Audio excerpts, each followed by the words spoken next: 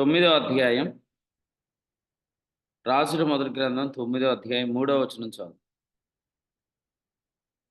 నా సముఖమందు నీవు చేసిన ప్రార్థన విన్నపములను నేను అంగీకరించితిని. నా నామమును అక్కడ నా నామమును అక్కడ సదాకాలం ఉంచుటకు నీవు కట్టించిన ఈ మందిరమును పరిశుద్ధపరచి ఉన్నాను. నా దృష్టియు నా మనస్సును ఎల్లప్పుడూ అక్కడ ఉండును. చదవబడిన వాక్యంలో మందిరము కట్టించిన సొలొమోను మందిరమును పరిశుద్ధపరచలేదు. మందిరమును సొలొమోను కట్టాడు. దేవుడు మందిరమును పరిశుద్ధపరిచాడు. మనం చేస్తున్న ప్రతి పనికి ఆయన ముద్ర వేయాలి. మనం చేసిన ప్రతి పనికి ఆయన ముద్ర వేస్తేనే ఆ పని ఆమోదించబడినట్లుగా, లేదా ఆ పని నిలిచి ఉండేటట్లుగా మనం తెలుసుకుంటాం. మనం చాలా అనుకుంటాం గానీ, దేవుడు ఏమైతే ముద్రిస్తున్నాడో, లేదా దేవుడు వేటినైతే ఆయన ప్రతిష్ఠిస్తున్నాడో అవి మాత్రమే దేవుని చిత్తమని మనం తెలుసుకోవాలి. ఇక్కడ ఈ మందిరమును పరిశుద్ధపరిచాను అంటే, ఆయన ఆ మందిరము మధ్యలో, లేదా ఆ మందిరంలో నివాసం చేయటానికి ఆయన ఇష్టపడుతున్నాడు. మనం ఎన్ని ఏర్పాట్లు చేసినా ప్రభువు రాకపోతే మనం ఏం చేసినా ఆ గ్యాప్ ఫిల్ చేయలేం. మనం ఎన్ని చేసినా ప్రభువు రాకపోతే ఆ యొక్క ఖాళీని మనం ఎవరం పూరించలేం. మనలో చాలా అనుభవం కలిగిన వాళ్ళున్నారు. వరాలు కలిగిన వారున్నారు. అలాగే పెద్దవారున్నారు. వాక్చాతుర్యంతో వాక్యం చెప్పేవాళ్ళు గూడా ఉంటారు. కానీ యేసు ప్రభువు లేకపోతే ఇక ఆ పని ఆమోదించబడినట్టే. అందుకనే ఈ ఉదయం మనం చదివిన ఈ అధ్యాయంలో గలిలయలో ఉన్న 20 పట్టణాలు గురించి వ్రాసాడు. చూడండి, 11వ వచనంలో గలిలయ దేశమందున్న 20 పట్టణములు అనే మాట చూస్తున్నాం. గలిలయ ప్రాంతాన్ని గురించి మనం చూస్తున్నప్పుడు మన ప్రభు అయిన యేసుక్రీస్తు ఆయన పరిచర్య చేసిన దినాలలో గలిలయ తీరమందు ఆయన పరిచర్య చేశాడు. ఈ పరిచర్యలో మనం గమనిస్తున్నప్పుడు ఆయన మొట్టమొదటి సూచక్రియ గలిలయలోనే చేశాడు. యోహాను సువార్త 2వ అధ్యాయంలో గలిలయలో ప్రభు చేసిన సూచక్రియను మనం చూస్తున్నప్పుడు అక్కడ ఇలా వ్రాయబడింది. యేసును ఆయన శిష్యులను ఆ వివాహమునకు పిలువబడిరి అనే మాట 2వ వచనంలో. యోహాను సువార్త 2వ అధ్యాయం 2వ వచనంలో యేసును ఆయన శిష్యులను ఆ వివాహమునకు పిలువబడిరి. అంటే ఈ వచనాన్ని బట్టి ప్రభువు లేని ఆ వివాహం ఎలా ఉంటుందో గమనిస్తే, ప్రభువు లేని కార్యక్రమాలు కూడా అలాగే ఉంటాయి. ఇందులో మనం 2వ అధ్యాయం యోహాను సువార్తలో చూస్తాం. 7వ వచనంలో ఆయన ఆ బాణాలను నీళ్లతో నింపుండి అని చెప్పాడు. నింపుడి అని చెప్పినప్పుడు వాటిని అంచుల మట్టుకు నింపారు అనే మాట కూడా అక్కడ చదువుతాం. అందుచేత ప్రభువు లేకపోతే ఆ ఖాళీ ఏదైతే ఉందో ఆ ఎంప్టీనెస్ అనేది అలాగే ఉండిపోతుంది. ఆ శూన్యం అనేది అలాగే ఉంటుంది. కానీ ప్రభువు ఉంటే మనం వేటిలో కూడా కొదువు చూడము. సో, ఒక విషయం చెప్తాను. హిరాముకు సొలొమోను 20 పట్టణాలు ఇచ్చాడు. కానీ ఆ పట్టణాల గురించి హిరాము ఇచ్చిన సాక్ష్యం ఏంటంటే 12వ వచనంలో అనుకూలంగా లేవు.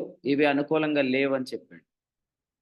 మనం గూడా ఎన్ని ఏర్పాట్లు చేసినా మీటింగ్స్ కొరకు, అలాగే మనం గూడా ఎన్నో ఆలోచనలతో ఈ పనులు ఏమి చేస్తున్నా కూడా ఇవేవి గూడా ప్రజలను సంతోషపెట్టేవిగా ఉండవు. ఇవేవి కూడా ఎన్నికైనవిగా ఎంచబడవు. ఎందుకంటే అక్కడ నింపవలసిన వాడు ఉండాల్సిందే. కాబట్టి కొన్నింటిని మనం చూస్తున్నప్పుడు ఇంకా ఇవి బలహీనంగానే ఉన్నాయి కదా! ఇవి అంత బలంగా లేవు కదా అని మనం అనుకుంటాం గానీ, ప్రభువు వాటిని నింపుతాడు. అక్కడ తన యొక్క శక్తిని ఆయన నింపుతాడు, పంపుతాడు. అది పరిపూర్ణం చేస్తుంది. కొరింథీ 2 పత్రిక 12వ అధ్యాయం 9, 10 వచనాల ప్రకారం. సో, నా కృప నీకు చాలును అనే మాటను బట్టి మనం జ్ఞాపకం చేసుకోవాలి. కొన్నిసార్లు తణుకులో, అలాగే యానంలో, రాజమండ్రిలో దేవుడిచ్చిన వాక్యాలు, ప్రత్యక్షతలు ఇప్పుడు జగన్నాథపురం కొరకే మనకు రాకపోవచ్చు. అంత లోతైన సందేశాలు, అంత క్రొత్త సందేశాలు, అంత ఆత్మ నడిపింపు మనకు కనబడకపోవచ్చు. కానీ దాన్ని బట్టి కూడా మనం సొలొమోనుకు హీరాము చెప్పినట్లుగా, నా సహోదరుడా నీవు నాకిచ్చిన ఈ పట్టణములు కాబూల్, కాబూల్ అంటే నిష్ప్రయోజనం అని మనం చెప్పక్కర్లేదు. ఎందుకంటే లోపం లేకుండా, లోటు లేకుండా ప్రభు సమస్తాన్ని నింపుతాడు. ఇంకోటేంటంటే, ఒక నెల రోజుల క్రితమే మీకు వర్తమానం చెప్పేవారికి వర్తమానాలు వచ్చుంటే, ఒకవేళ మీరు కంప్లీట్‌గా ఈ కూడికల్లో మీ శక్తి మీద ఆధారపడొచ్చేమో కానీ, మీరు స్టేజ్ మీద వర్తమానం అందించడానికి నిలబడేంత వరకు కూడా, పూర్తి సందేశం దేవుడు మీకు ఇయ్యకపోయినా, అది మీకు ప్లస్ పాయింటే. ఎందుకంటే, తద్వారా మీరు ప్రభువు మీద మరింతగా ఆనుకోవచ్చు. ప్రభువు దగ్గర నుంచి ప్రార్థనాపూర్వకమైన సందేశాన్ని పొందొచ్చు. మీరు ఉపదేశం కొరకు ప్రయాస పడ్డారు. తిమోతికి వ్రాసిన పత్రికలో 5వ అధ్యాయం వచనం 17లో మనం చూస్తున్నట్లుగా, మీరు ఉపదేశం కొరకు ప్రయాసపడ్డారు. అయినా కూడా మీకు ఉపదేశం రాలేదు. ఎందుకు రాలేదు అంటే, ఆ సమయానికి ప్రభు మీకు సహాయం చేయడానికే, ఆయన మీద మీరు ఆనుకోవటానికే. ప్రభువు ఒకవేళ మీకు సందేశం ఇచ్చి ఉండకపోవచ్చు. కాబట్టి వాక్యం చెప్పేవారికి ఎలా ఉంటుందంటే, ఇది కాబూల్ అని అనిపిస్తుంది. ఇది నిష్ప్రయోజనం అనిపిస్తుంది. కానీ అక్కడ ప్రభు ఉంటాడు కాబట్టి వర్తమానాలు అంచుల మట్టుకు నింపబడతాయి. అవి అంచుల మట్టుకు నిండి పొర్లుతాయని మనం గమనించాలి. తర్వాత ఇంతకుముందు మనం ఏర్పాటు చేసుకున్న ప్రతి కూడికల్లో కూడా ఏసీ ఫంక్షన్ హాల్ ఒకటి ఏర్పాటు చేసుకున్నాం లాస్ట్ టైం. ఇప్పుడు కూడికలు మనకి ఓపెన్ ప్లేస్‌లో జరుగుతాయి. కాబట్టి కంప్లీట్‌గా చాలా డిఫరెంట్ వేరియేషన్ మనం చూడబోతున్నాం. తర్వాత ఇంతకుముందు ఆహ్, మనము ఆరంభం కాబట్టి కొన్ని విషయాలు ఎక్కువగా మాట్లాడుకున్నాం. దేవుని సేవకులు కూడా కిరణ్ కూడా ఇంకా ఎక్కువ చెప్పారు. ఎలా చేయండి, ఎలా చేయండి, ఎలా ఉండండి అని. కానీ మనకు అనుభవం వచ్చింది ఇప్పుడు. కాబట్టి అన్నీ అందరికి చెప్పట్లేదు. అయితే చెప్పకపోవడం కూడా కొంతమందికి ఎలా ఉంటుంది? లోటుగా ఉంటుంది. కానీ ఇది కూడా కాబూల్ కాదు. ఎందుకంటే ఒక వ్యక్తి మనల్నందరినీ నడిపించడానికి చాలా భారం. అందుకనే మోషే నడిపింపు వేరు. ఈరోజు దేవుని సేవకులమైన మనం, మన నాయకులు మనల్ని నడిపిస్తున్న విధానం వేరు. హెబ్రీ 13:15. మోషే నడిపించినప్పుడు ఆ భారమంతా మోషే మీద ఉంది. కానీ ఈరోజు ఈ భారమంతా మన మీద లేదు. ఎందుకంటే దేవుడు ఎవరికి వారికి పరిశుద్ధాత్మనిచ్చాడు. కాబట్టి కొలస్సీ 1:6లో చెప్పినట్లుగా దేవుని యొక్క నాయకులు లేదా దేవుని యొక్క సేవకులు మనకు కృపను బోధిస్తారు. కృప మనకు బోధిస్తుందన్నమాట. తీతు పత్రిక 2వ అధ్యాయం 11-13లో చెప్పినట్టుగా. కాబట్టి పౌలు గారు కూడా తిమోతికి చెప్పిన మాట 2:7 తిమోతి 2వ పత్రికలో, అన్ని విషయములందు ప్రభువు మనకు వివేకం అనుగ్రహిస్తాడు. మాకు బెడ్‌షీట్ తెచ్చుకోమని చెప్పలేదు. మాకు పేస్ట్ తెచ్చుకోమని చెప్పలే, బ్రష్ కొనుక్కోమని చెప్పలేదు అని మీరేం అడగరు. అన్నీ చెప్పరు. ఎందుకంటే అంతకుముందు ఎందుకు చెప్పారంటే అది ప్రారంభ దినాలు. కానీ ఇప్పుడు చెప్పాల్సిన అవసరం లేదు. ఎందుకంటే మీరు ప్రతి విషయాన్ని గ్రహించిన కుమారులను. ఈ పరిచర్యలో ఉన్న వాళ్ళు ఎవరు బాలురు కాదు. ఎవ్వరికీ అన్నీ చెప్పాల్సిన అవసరం లేదు. గలతీ 4:6 ప్రకారం మరియు మీరు కుమారులై ఉన్నందున. విశ్వాస న్యాయం క్రింద జీవిస్తున్న మనము మెచ్యూర్డ్ వన్స్ అన్నమాట. అంటే కుమారులం మనం. కాబట్టి అన్నీ మనకెవరో చెప్పరు. కాబట్టి ఎవరో చెప్తే మనం డిపెండ్ అయ్యి వెళ్దామని ఎప్పుడు అనుకోవద్దు. ఎందుకంటే దేవుడు మీకు కూడా పరిశుద్ధాత్మనిచ్చాడు. పౌలు గారు ఒకసారి మాట్లాడుతూ ఏమన్నారంటే, కొరింథీయులకు రాసిన మొదటి పత్రికలో ఆయన ఇలా జ్ఞాపకం చేశారు. చూద్దాం రండి. కొరింథీయులకు రాసిన మొదటి పత్రిక 7వ అధ్యాయము 40వ వచనం. దేవుని ఆత్మ నాకును కలిగి ఉన్నదని తలంచుకొనుచున్నాను.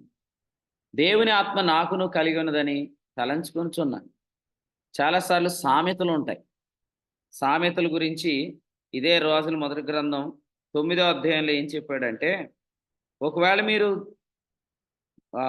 అన్య దేవతలను గాని పూజిస్తే అప్పుడు ఈ పట్టణం విడువబడుతుంది అని జ్ఞాపకం చేస్తూ, ఆ పట్టణం గురించి మాట్లాడుతూ ఏమన్నాడంటే, సామెతకు ఆస్పదముగా చేస్తాను అని 7వ వచనంలో చెప్పాడు. కాబట్టి కొన్ని సామెతలు ఉంటాయన్నమాట. ఆ సామెతల ప్రకారం ఇన్ జనరల్‌గా మాట్లాడేవారు ఉంటారు. కానీ ఇన్ జనరల్ టాకింగ్ కంటే స్క్రిప్చరల్ టాకింగ్ చాలా మంచిది. చాలా అవసరమైంది. జనరల్‌గా మాట్లాడేవాళ్ళు చాలామంది ఉంటారు. కానీ స్క్రిప్చరల్‌గా మాట్లాడేవారు కాదు. ఇక్కడ మనం చూస్తున్నప్పుడు వివాహ విషయాలొచ్చినప్పటికి సామెతలు ఎక్కువ పనిచేస్తున్నాయి. సామెతలేంటి? సంసారం సాగరం లాంటిది. సాగరాన్నైనా ఈదొచ్చు గానీ సంసారాన్ని ఈదలేం. ఇలాంటి మాటలన్నీ.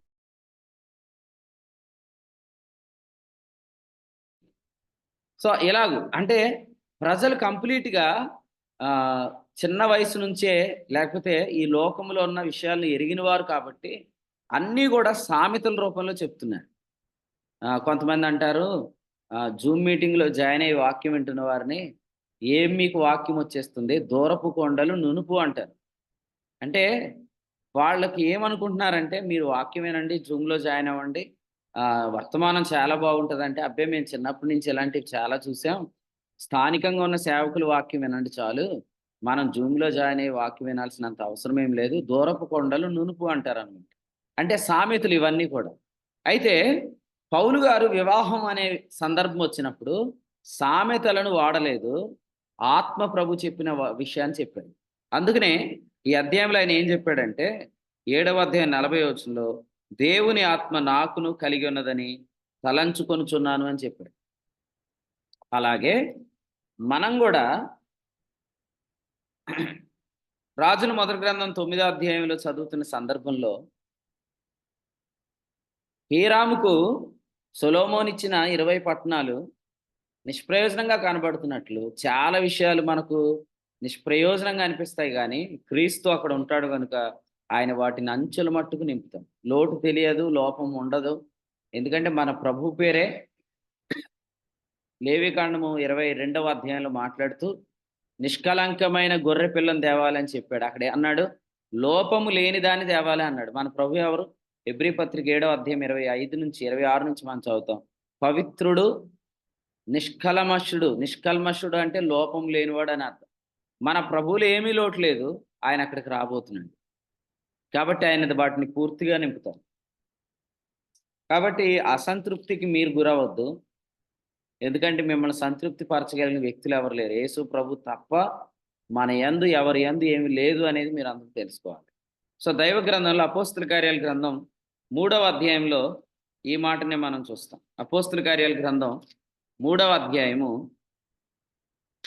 3వ అధ్యాయం వచనం 3వ వచనంలో లేదా 4వ వచనంలో పేతురును, యోహానును వారిని తేరి చూచి మా తట్టు చూడుమనిరి. వాడు వారి యొద్ద ఏమైనా దొరుకునని కనిపెట్టుచు వారి యందు లక్ష్యముంచాడు. అయితే పేతురేమన్నాడు? వెండి బంగారాలు నా యొద్ద లేవు. నాకు కలిగినదే నీకిచ్చున్నాను. నజరేయుడైన యేసుక్రీస్తు నామమున నడుమని చెప్పాడు. చాలా సార్లు మన వాక్యాలు అందించేసాం. రాజమండ్రిలో వర్తమానాలు చెప్పేసాం. తణుకులో వాక్యం చెప్పేసాం. యానంలో చెప్పేసాం. అప్పుడు మాత్రం ప్రజలందరూ ఇది ఆత్మ నడిపింపే అని నమ్మారు. అప్పుడు ప్రజలందరూ యేసుప్రభు మీద ఆధారపడ్డారు. కానీ ఇప్పుడు ప్రజలు మన వైపు చూడబోతున్నారు. ఎందుకంటే ఈసారి హ్మ్. ఫలానా సహోదరుడి ద్వారా దేవుడు ఏం చెప్తాడనే దానికంటే, ఆయన వాక్యం చాలా చెప్తాడు. ఈసారి ఎంత క్రొత్తగా చెప్తాడు. ఈసారి ఎంత లోతుగా చెప్తాడు. ఈసారి ఎంత క్రొత్త సంగతుల్ని మనకి ఇనిపిస్తాడు. అంటే మొదట వారిని వాడుకున్నది పరిశుద్ధాత్ముడు. ఇప్పుడు కూడా వారిని పరిశుద్ధాత్ముడు వాడుకుంటేనే వారు వాడబడతారు. కానీ ప్రజలు మాత్రం అలా ఉండరు. మొదట పరిశుద్ధాత్మ ద్వారా వాడబడినట్లుగా తెలుసుకున్న వారు ఇప్పుడు కంప్లీట్‌గా ఆ మహిమంతా ప్రజలకి ఇచ్చేస్తారు. సో, అందుకని ఏం చేస్తారు? మనుషుల వైపు తేరి చూసే పరిస్థితొచ్చింది. కానీ ఇప్పుడు గూడా మనం ఏం చెప్పాలంటే, 3వ అధ్యాయము వచనం 12 మా సొంత శక్తి చేతనైనను, భక్తి చేతనైనను నడవను వీనికి బలమిచ్చినట్టుగా మీరెందుకు మా తట్టు తేరి చూచున్నారు. సో, అందుకనే దయచేసి మీ అందరికి తెలియపరుస్తున్నాము. ఇక్కడ వాక్యం చెప్పే ప్రతి ఒక్కరు గూడా ఈ ఈ కూడికల్లో వాక్యం అందించే ప్రతి ఒక్కరు కూడా ఒక విషయం తెలుసుకోండి. ఇంతకుముందు నన్ను మిమ్మును వాడుకుంది పరిశుద్ధాత్ముడే. కానీ ప్రజలు ఇప్పుడు మాత్రం మీ వైపు చూడబోతున్నారు. ఎందుకంటే మిమ్మల్ని పాడు చేయటానికి. నా వైపు చూడబోతున్నారు. ఎందుకంటే నన్ను గూడా పాడు చేయటానికి. అంటే ఇంతకుముందు అందించిన తలంపులు నా నుండే వచ్చినాయని వాళ్ళు అప్పుడు అనలేదు గానీ ఇప్పుడు అంటున్నారు. అంతకుముందు అందించిన ప్రసంగాలు ప్రభువు నుండి వచ్చాయని అంతకుముందు మీ గురించి వాళ్ళు చెప్పారు గానీ ఇప్పుడు చెప్పరు. ఎందుకంటే అప్పుడు ప్రభువు మిమ్మల్ని వాడుకున్న విధానాన్ని బట్టి మీరు చాలా గొప్ప ప్రసంగికులుగా, ముఖ్య ప్రసంగికులుగా వారు మీకు ముద్ర వేసేసారు. కాబట్టి వాళ్ళిప్పుడు మీ తట్టు తేరి చూడబోతున్నారు. అయితే మీరు నేను గూడా ఏమవుతామంటే ఈ శోధనలో పడిపోతే సంఖ్యాకాండం 20వ అధ్యాయంలో మోషే అహరోనులు పలికిన మాట చూడండి. సంఖ్యాకాండం 20వ అధ్యాయంలో మోషే అహరోనులు పలికిన మాట చూడండి. ఏమన్నారు? చదువుదాం చూడండి. వచనం 10. మేము ఈ బండలో నుండి మీ కొరకు నీళ్లు రప్పింపవలెనా? ఆహా! చూడండి ఈ మాట చూడండి. మేము ఈ బండలోంచి మీ కొరకు నీళ్లు రప్పింపవలెనా? రప్పించగలమా? అంటే ఎప్పుడైతే ప్రజల యొక్క అటెన్షన్ మన మీదకొచ్చేసిద్దో, వెంటనే మనం గూడా బిల్డప్ ఇవ్వటం స్టార్ట్ చేస్తాం. నిజంగా ఈ ఈ మన సొంత శక్తి ద్వారా, మన భక్తి ద్వారా ఇవేవి జరగలేదని మనకు గూడా తెలుసు. అయితే ప్రజలు మనల్ని పాడు జేసేస్తారు. ఎలా పాడు జేస్తారు? మన వల్లే ఈ వర్తమానాలొస్తున్నాయి. మన ద్వారానే ఈ కార్యక్రమాలు జరుగుతున్నాయి అని అనుకుంటారు. అప్పుడు మనం వాళ్ళనేం జేయాలంటే, డైరెక్షన్‌ని టువర్డ్స్ క్రైస్ట్ మనం మార్చాలి. ఆనందన్న.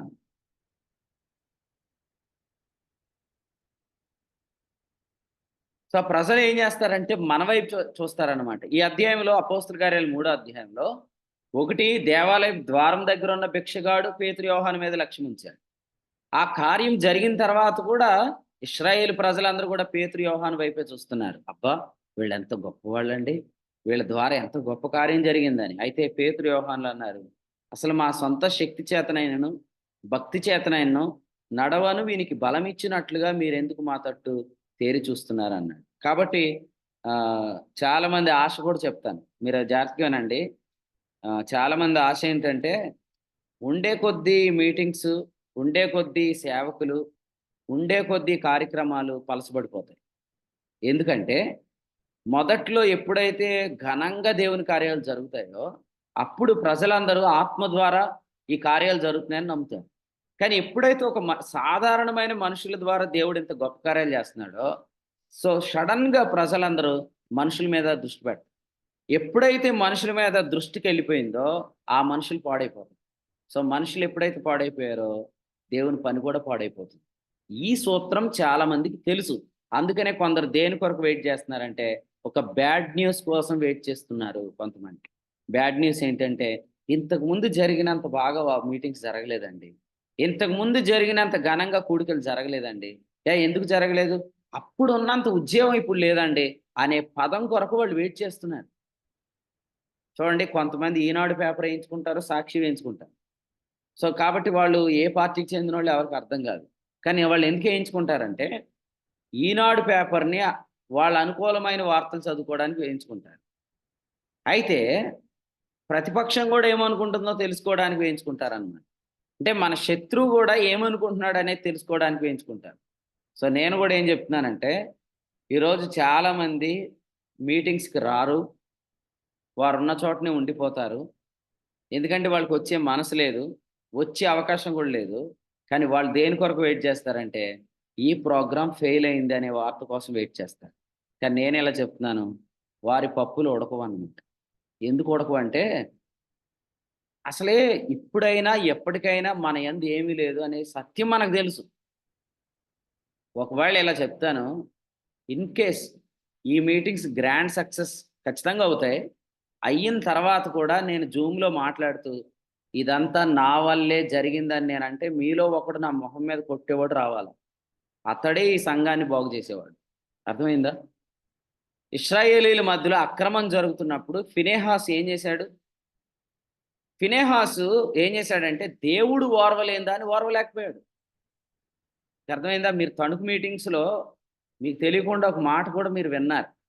అదేందంటే, ఈ మీటింగ్స్ నావి. ఈ మీటింగ్స్ నా ద్వారే జరుగుతున్నాయని మనుషులు కొన్నిసార్లు అతిశయపడిన విషయాలు కూడా ఉంటాయి. కాబట్టి నేను కూడా ఏం చెప్తున్నానంటే, ఇప్పుడు మీటింగ్స్ జరుగుతుంది మా ఊర్లో కాబట్టి నేను కూడా ఏమంటాను, మేము కాబట్టి ఇలా చేశాం. మాయి కాబట్టి ఘనంగా జరిగాయి. అసలు మా ఊరు ఏమనుకుంటున్నారు? నేను ఇలా అంటాను, మొన్నటి నుంచి కిరణ్ అన్న ఓ మాట చెప్తున్నాడు. అది కొంచెం జగన్నాథపురం వాళ్ళకి కొంచెం తక్కువగా అనిపించవచ్చు. నేను ఇలా చెప్తాను. అదేంటంటే, ఆ ఊర్లో పెద్ద వస్తువులేమి దొరకవంటున్నారు. కాబట్టి మా ఊరు అంత చిన్నదా? మా ఊర్లో నిజంగా అన్ని వస్తువులు దొరకవా? అని నేను ఆలోచించుకోవచ్చు కూడా. అయితే నేనేం చెప్తానంటే, ఒక ముళ్ళు దేవుడు ఉంచాడు. అది. నేను చెప్పేదేంటంటే, నువ్వు ఎక్కువ అతిశయపడకుండా ఉండటానికి ఒక ముళ్ళు దేవుడు ముందుగానే పెట్టాడన్నమాట. అదేంటి? మా ఊరు చాలా గొప్పది. అందుకే మీటింగ్స్ గ్రాండ్ సక్సెస్ అయినాయని నేను అనకుండా ఉండటానికి మాకు ఓ ముళ్ళు పెట్టాడన్నమాట. ఆ ముళ్ళేంటంటే, మా ఊర్లో కార్లు దొరకవు. షోరూములు లేవు. మా ఊర్లో ఫ్రిడ్జులు దొరకవు. షోరూములు లేవు. మా ఊర్లో దొరికేయల్లా చిన్న చిన్న వస్తువులే దొరుకుతాయి. ఇక్కడి నుంచి 12 కిలోమీటర్లు ఎళ్తే తప్ప ఏమి దొరకవు. అంటే దేవుడు కాబూల్‌గా కొన్నిటిని ఉంచాడు. ఎందుకంటే అక్కడ తన ఆత్మ నింపుదల ఉంచటానికి. ఇప్పుడు ఖాళీ పాత్రలు ఉంటేనే కదండీ నింపుకుంటాం. ఎలీషా గూడా అడిగిందేంటి? ఖాళీ పాత్రలే అడిగాడు. గలిలయ ప్రాంతాన్ని దేవుడు త్వరలో నింపబోతున్నాడు గాబట్టి, ఆ విషయం హీరాముకు తెలీదు గాబట్టి, హీరాము ఏమనుకుంటున్నాడంటే, ఇవి ఎందుకు ఖాళీగా ఉన్నాయనుకుంటున్నాడు. యేసు ప్రభు త్వరగా రాబోతున్నాడు. ఆయన వచ్చినప్పుడు ఆ 6 రాతి బానలను నీళ్లతో ఆ గలిలయలో నింపబోతున్నాడు. అందుచేత మా ఊరు నిజంగా చిన్నది. ఇంకోటేందంటే, ఇప్పుడు దాకా మీకు తెలియని విషయము, మా ఊరికొచ్చే దారి అస్సలు బాగోదు. సో, అది కూడా మీకు ముందే జెప్తున్నాను. కాబట్టి ఎక్స్‌ప్రెస్ లాగా వచ్చేద్దాం అనుకుంటే, మొన్న వాష్‌రూమ్‌లకి తెచ్చిన డోర్‌లన్నీ ఇరిగిపోయినాయన్నమాట. తెచ్చిన ఆయన పేరు చెప్పను. కానీ ఆయనకి కూడా తెలుసు ఈ రోడ్డు ఎలా ఉంటదో. అదన్నమాట. అంటే మీరు ఈ కోడిగుడ్లు ఎంత జాగ్రత్తగా తెస్తారో మీరు అంత జాగ్రత్తగా రండి. లేపోతే మీకు ఎక్కడో కాడ గొప్పులొచ్చేస్తాయన్నమాట. అలా ఉంటది రోడ్డు. అందుకనే ఏం చెప్తున్నానంటే ఈ ముళ్ళు దేవుడే ఉంచాడు. నేను ఎందుకు చెప్తున్నానంటే, నా కృప నీకు చాలును. అక్కడ నా శక్తి పరిపూర్ణమై.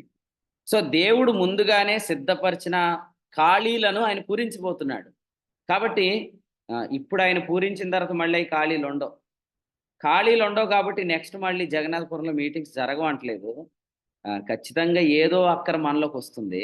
ఆ అక్కర నింపటానికి ప్రభువు మరలా వస్తూనే ఉంటాడు. మనల్ని దర్శిస్తూనే ఉంటాడు. ప్రభువు వచ్చే దినం వరకు ఆయన సంపూర్ణత యందు మనం పూర్ణులగునట్లుగా ఆ పదం మర్చిపోవద్దు. ఎఫెసు పత్రిక 3 అధ్యాయం 15-18లో ఆయన సంపూర్ణత యందు మనం పూర్ణులగునట్లుగా అంటే కంప్లీట్‌నెస్‌లో మన యొక్క కంప్లీట్‌నెస్ ఉండాలి. అందుకనే యేసుప్రభు వచ్చేంత వరకు ఏదో ఒక ఏరియాలో మనం నింపబడాలి. ఏ రోజుకి కూడా మనం ఆయన లేకుండా సంపూర్ణులం కాదు. ఆయన యందే సంపూర్ణులము. ఇంకా చెప్తాను. ఆయన లేకుండా మనం ఎవరం పరిపూర్ణులం కాదు. ఆయనలోనే మనం పరిపూర్ణులం. ఈ విషయాన్ని మీరు నమ్మగలిగితే ప్రభువు వచ్చేంత వరకు ఆయన నింపుదల, ఆయన నడిపింపు మనకు ఖచ్చితంగా అవుతుంది. సో, మళ్ళీ చెప్తున్నాను. చాలామంది బ్యాడ్ న్యూస్ కోసం వెయిట్ చేస్తున్నారు. ఎందుకు వెయిట్ చేస్తున్నారు అనంటే సాతాను కొంతమందిని పట్టేసాడనమాట. నేను రాత్రి వాక్యం చెప్తుంటుంటే చాలా చక్కగా వింటున్నాడు ఒకడు కుర్చీలో కూర్చొని. వీడెంత శ్రద్ధగా వింటున్నాడు, ఏం వింటున్నాడురా నాయనా! వాక్యం అంత బాగా అర్థమైపోతుందా వీడికి అనుకున్నాను. ఉన్నాడు లేచొచ్చేసాడు ముందుకి. కెమెరా పక్కన నిలబడ్డాడు. అన్యజనులు అంటావేంటి నువ్వు భారతీయుల్ని, వాళ్ళు హిందువులు అంటున్నాడు. మొదలెట్టాడు గొడవ. నేను చెప్పాను, "నువ్వు కామ్‌గా ఉంటే మంచిది. మీటింగ్ అయ్యేది తర్వాత అడుగు" అని అంటున్నాడు. వాడు అక్కడ మాట్లాడుతూ నా దగ్గరికొస్తుంది వాసన. అంత దరి అంత ఫు ఆడు ఆత్మపూర్ణుడై ఉన్నాడనమాట ఇక మద్యంతో. సో, వాడు నన్ను అడుగుతున్నాడనమాట. సో, నేను కూడా చెప్పాననమాట. మీటింగ్ అయ్యేదాకా కదపొద్దు లైవ్ ఎళ్తుంది అని చెప్పాను. సో, వాడు మీటింగ్ అయ్యేదాకా మరి ఏం తేలుద్దాం అనుకున్నాడు. ఆడు లోపలికెళ్ళి పడిపోయాడు. ఆడు లేవలేదు ఇంక తర్వాత. సో, నేను కూడా ఇలా జ్ఞాపకం చేస్తున్నాను. చాలామంది ప్రజలు సాతాను పట్టేసింది ఆళ్ళని. సో, సాతాను పట్టేసి, దెయ్యం పట్టేసి ఏది ఎలా ఫెయిల్ అయిద్దా అని చూడాలనుకుంటున్నారు. నేనేం చెప్తున్నానంటే, మనందరిలో చెడ్డ బుద్ధొచ్చేదానికి అవకాశం ఉంది. అదేంటంటే ఇంతవరకు వాక్యం ప్రభు ఆత్మ ద్వారా పొందాం గదా! ఇప్పుడు మనమే నిలబడతాం ఇక. ఎందుకంటే ఎక్స్‌పీరియన్స్ చాలా ఉంది. అలా ఎవ్వరూ ఈ స్టేజ్‌ల మీద నిలబడకుందురుగాక. మీరందరూ ప్రార్థన చేయండి. చిన్నలు మొదలుకొని పెద్దల వరకు. ఈసారి సిస్టర్స్ కూడా వాక్యం చెప్పే అవకాశం దేవుడిచ్చాడు. క్రొత్తగా వాక్యం చెప్పే యవ్వనస్తులకు దేవుడు అవకాశం ఇచ్చాడు. అలాగే సీనియర్స్ ఎవరైతే ఇంతకుముందు దేవుని ఆత్మ చేత అద్భుతంగా వాడబడుతున్నారో వాళ్ళందరికి కూడా ఎక్కువ సందేశాలొచ్చేటట్టు కూడా అవకాశం ఇచ్చారు. వీటన్నిటిలో గూడా ఎవరు నిలబడినా ప్రభు ఆత్మ ద్వారానే మాట్లాడినట్లుగా ప్రభు మీద ఆనుకున్నట్లుగా ప్రభు మనకు సహాయం చేయబోతున్నాడు. కాబట్టి గ్రాండ్ సక్సెస్‌ని మనం చూడబోతున్నాం. సో, ఒక్క ఫెయిల్యూర్ గూడా ఉండదు ఈ మీటింగ్స్‌లో. ఎందుకంటే దేవుడు అలాగ సమస్తాన్ని పూర్తిగా నింపుతాడు. ఎఫెసీ 1:23 గలిలయకు ప్రభు వచ్చాడు. మన మధ్య కూడా ప్రభు రాబోతున్నాడు. మనలో ప్రభు ఉండటం వేరు. మన మధ్యకు ఆయన రావటం వేరు. ఆమోదిస్తే వస్తాడండి. ఆయన పరిచర్యను ఆమోదిస్తే వస్తాడు. మందిరం కట్టింది సొలొమోన్ అయినా పరిశుద్ధపరిచింది దేవుడే. కాబట్టి మనమేదో ఏర్పాట్లు చేస్తున్నాం గానీ, దేవుడు ఎంత గొప్ప కార్యం చేశాడు చూడండి. అన్ని ఏర్పాట్లు అయిపోయినాక గ్రౌండ్ విషయంలో క్లియరెన్స్ రావట్లేదు. ఎలా చేయాలి ఏంటి అని అర్థం కావట్లేదు. ఆ సమయంలో సహోదరులు గూడా అంటారు, ఫోను చేసిన ప్రతిసారి 3 సార్లు, 4 సార్లు నాతో అన్నమాట. మే 22 నుంచి కూడా తుఫానుంది. వర్షాలొస్తాయి. మరెలాగు? మే 22 నుంచి కూడా వర్షాలొస్తాయి ఎలాగు? అని మాట్లాడుతున్నారు గానీ, ఆ మాట ఎక్కువగా వాళ్ళు మాట్లాడే కొద్దీ నాకెక్కువగా ఆదరణ ప్రభు దగ్గర నుంచి దొరుకుతుంది. అదేందంటే, ఇన్ని కార్యాలు చేసిన ప్రభు ఈ విషయంలో కార్యం చేయడానికి. అయితే నిన్నటి దినాన్న ఇందాక ప్రార్థన చేశారుగా సహోదరులు. ఏపీకి తప్పిన తుఫాను ముప్పు అనే వార్త నేనొచ్చినప్పుడు, అది చదువుతుంటుంటే అక్కడ డేట్ కూడా యేసాడనమాట. మే 26 సాయంత్రం నుండి తుఫాను బంగ్లాదేశ్‌కు, పశ్చిమ బెంగాల్‌కి వెళ్ళిపోయిందని రాసాడు. అంటే కరెక్ట్‌గా ఆ డేట్‌నే ప్రభు ఎందుకు మెన్షన్ చేశాడు? మీకేమైనా గుర్తుందా? మనం ఫస్ట్ కాన్ఫరెన్స్ యానంలో చేసినప్పుడు, దేవుడు మనతో అబీబు నెల 14వ రాత్రి గురించి ప్రభు మాట్లాడాడు. 10వ దినం సాయంకాలం నుండే పస్కా పశువు వారి మధ్య ఉంటుందని చెప్పాడు. సో, మన మీటింగ్స్ కూడా మొదటి నెల 10 నుంచే స్టార్ట్ అయినాయి. 10 రాత్రి నుంచి స్టార్ట్ అయినాయి. సో, దేవుడు ఇప్పుడు గూడా మనతో ఉన్నాడు. ఆయన ఈ పనిని ఆమోదించాడని. సో, అందుకని నేనేం జ్ఞాపకం చేస్తున్నానంటే, దేవుడే ఈ పనికి ముద్ర వేశాడు. దేవుడే ఈ పనిని ఆమోదించాడు. కాబట్టి ఖచ్చితంగా మీరొచ్చినా రాకపోయినా యేసుప్రభు వస్తాడు. నేనొక ప్రశ్న అడగనా? యేసుప్రభు వచ్చే చోటుకి మీరు రారా? అది నా ప్రశ్న ఈ ఉదయం. జగన్నాథపురం మీరు రారా? మా ఊరు మీరు రారా? మా ఊరే రాకుండా నా వాక్యాలు వింటారా మీరు? అని నేను అడగట్లే. యేసుప్రభు రాబోతున్నాడు మీరు రారా? ఎప్పుడొస్తారు?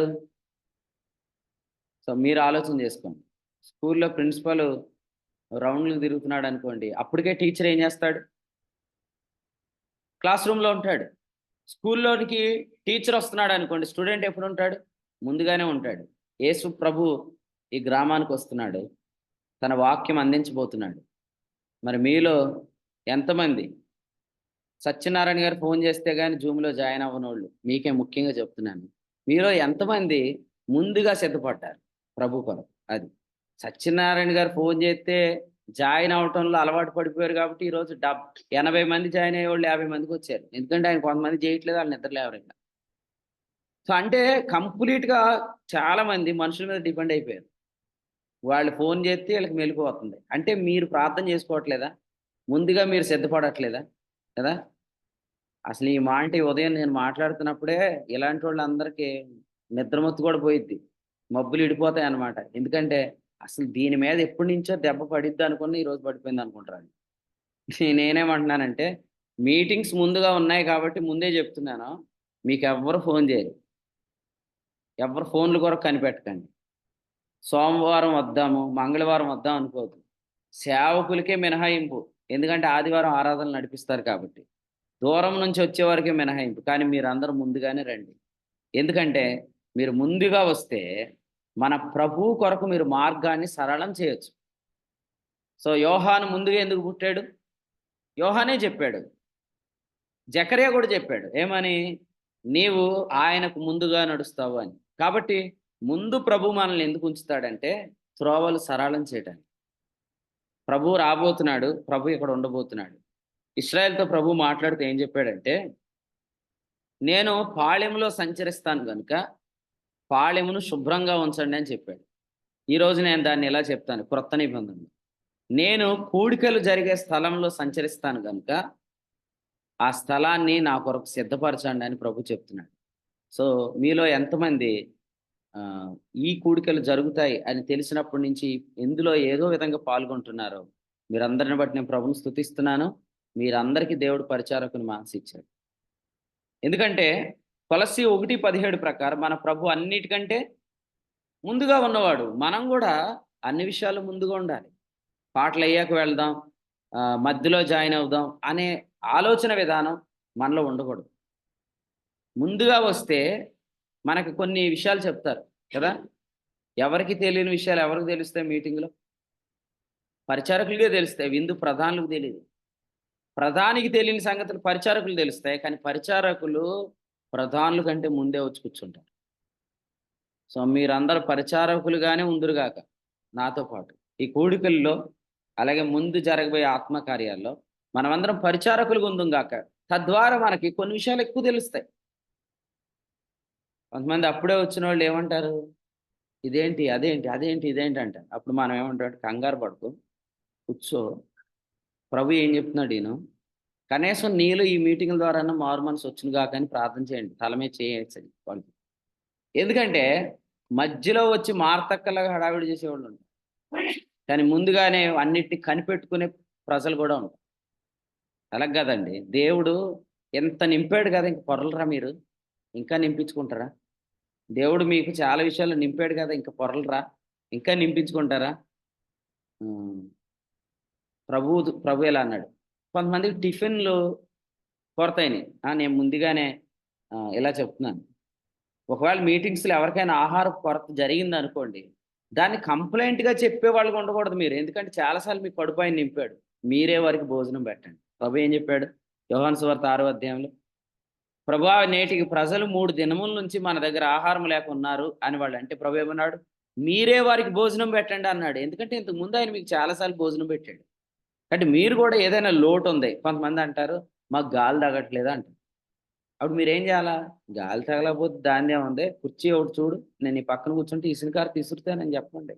అంతేగాని ఆళ్ళకి గాలి తగులుతలే మీకు తెలుసా? మీరు పెట్టిన కూలర్ ఫ్యాన్‌లో అక్కడిదాకా గాలి రాట్లే ఇయన్నీ కంప్లెయింట్ చేయకూడదు మీరిక. ఎందుకంటే దేవుడు మిమ్మల్ని చాలా సార్లు నింపాడు. ఇప్పుడు పొరలండి. తణుకులో నింపాడు, రాజమండ్రిలో నింపాడు, యానంలో నింపాడు. ఇన్ని సార్లు ఎందుకు నింపాడు? ఇప్పటికైనా పొర్లుతారని. కానీ జలగకున్న బుద్ధంట. జలగ ఎప్పుడు ఏమంటదంట? ఇమ్ము, ఇమ్ము అంటదంట. అలా జలగలుంటారు కొంతమంది. వాళ్ళకి ఇంకా పెట్టాలా. దెయ్యం పట్టేసినోళ్ళు చూసారా? వాళ్ళకి ఎంత పెట్టినా ఇంకా తినేత్తారనమాట. మనం అనుకుంటాం కుండలు కుండలు తింటున్నాడేంట్రా ఈడని. లోపల దెయ్యం తినేస్తుంది ఇదంతా. అలా కొంతమంది ఎలా ఉంటారంటే ఎన్ని పొందినా ఇంకా నాకేమి ఇవ్వలేదే, నాకేమీ చేయలేదే అంటారు. మీరెవరు అలాంటి వారు కాదని నాకు తెలుసు. ఒకవేళ ఈ మాట మీకు గుచ్చుకుంటే మాత్రం మీరు అలాంటి వారే. సో, మీరేం జేస్తారంటే ఓ పని చేయండి. ఇంతవరకు దేవుడు మిమ్మల్ని నింపాడు గదా! ఈసార్లు పొరలండి అన్నమాట. అంటే ఎవరైనా సణుక్కుంటున్నట్లయితే వాళ్ళ దగ్గరికెళ్ళి నోరు మూసుకొని నీకేదైనా కావాలితే నన్ను అడగొచ్చుగా నేనిస్తాను. అప్పుడు వాళ్ళకి మీరు చెప్పండి. మీకు కావాల్సినవన్నీ నా దగ్గరున్నాయని చెప్పండి. ప్రభు నాకిచ్చాడని చెప్పండి. అలాగ మనం ఏం చేయాలంటే ఒకరితో ఒకరు మాట్లాడాలి.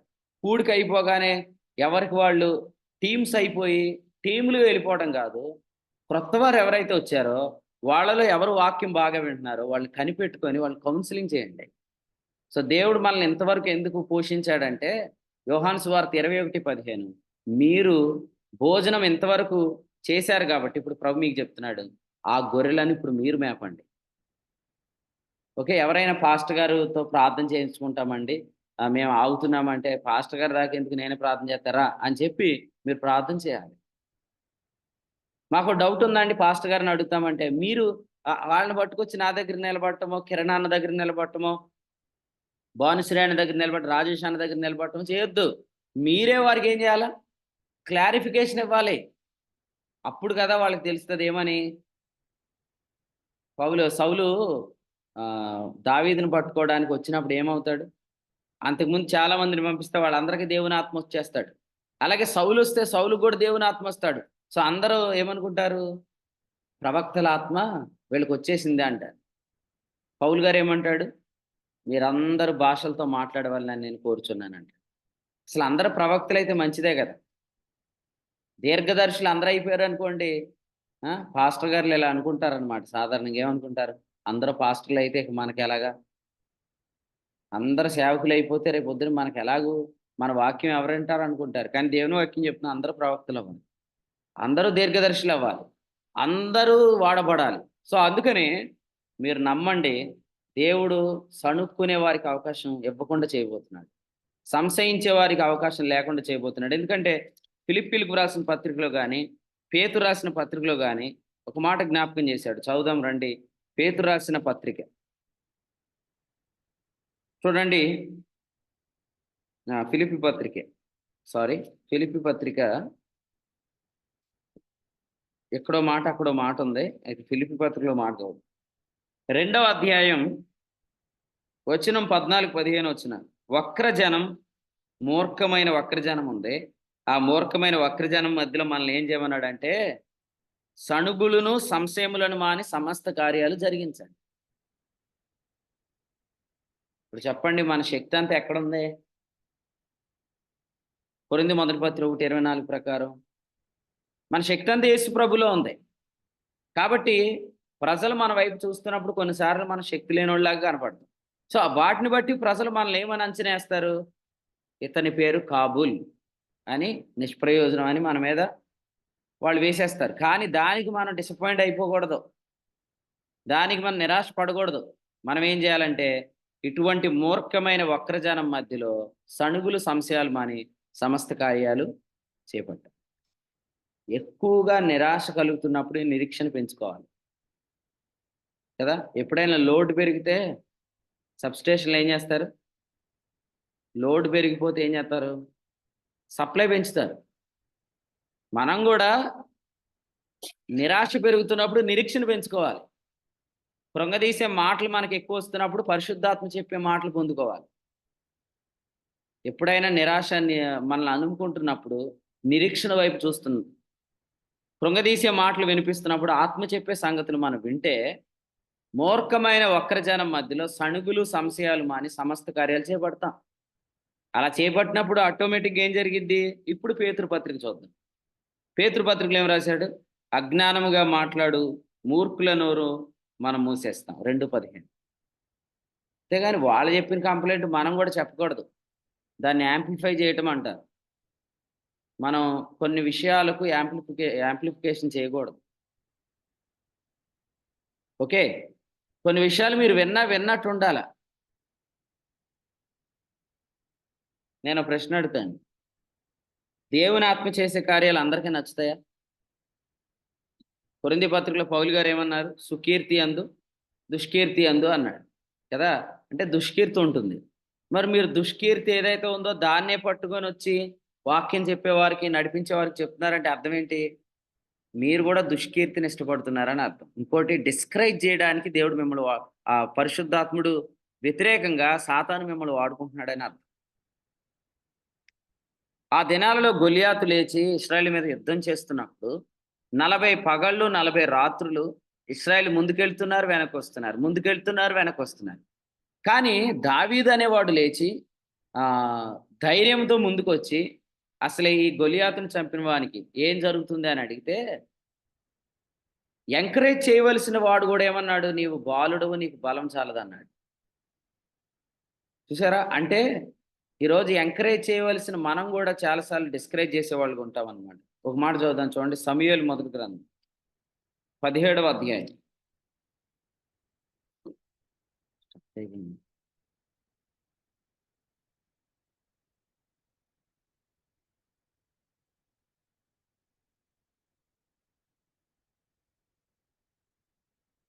కదా బాగా వస్తున్నాను. మరి వీళ్ళు ఎవరు నా దాంట్లో కదులుతలేదు, ఆగిపోయింది.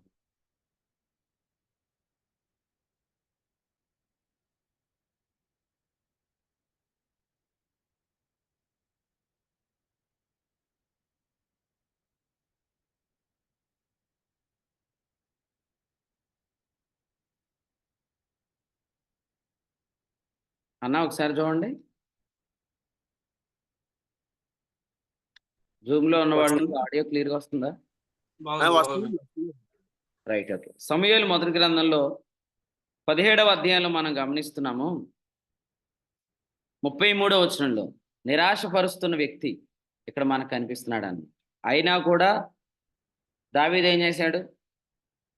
తను నిరాశపడలేదు. ఏమన్నాడు? 32వ వచనం, ఈ ఫిలిస్తీని బట్టి ఎవరి మనస్సును కృంగ నిమిత్తం లేదు అన్నాడు.